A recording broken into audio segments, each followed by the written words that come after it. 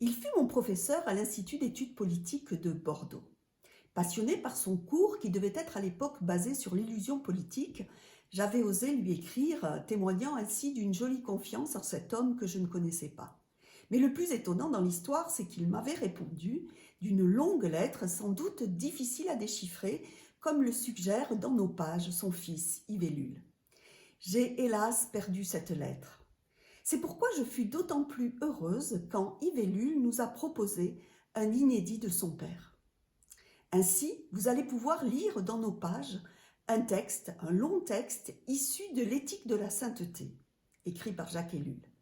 C'est incroyable de voir à quel point ce texte est encore aujourd'hui d'actualité, à quel point il résonne dans un monde qui fut confiné puis déconfiné.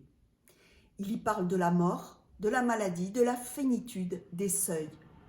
Oui, la pertinence de la pensée d'Ellul reste particulièrement intéressante aujourd'hui.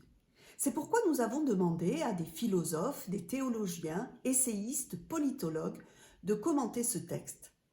Tous furent des compagnons de route de Jacques Ellul ou alors ont été stimulés tout au long de leur carrière par ce penseur protestant. Mais ce qui est très intéressant également dans le parcours d'Ellul, c'est qu'il fut un homme engagé. Il a posé en acte ses fulgurances intellectuelles.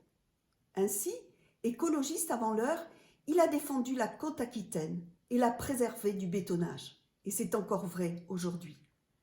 De la même façon, il était engagé dans son église, l'église réformée, qu'il a voulu révolutionner.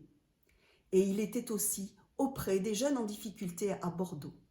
C'est pourquoi relire aujourd'hui Ellul, se mettre à l'écoute de sa parole et d'une façon différente et tellement nuancée et intelligente, se remettre à l'écoute de l'Évangile.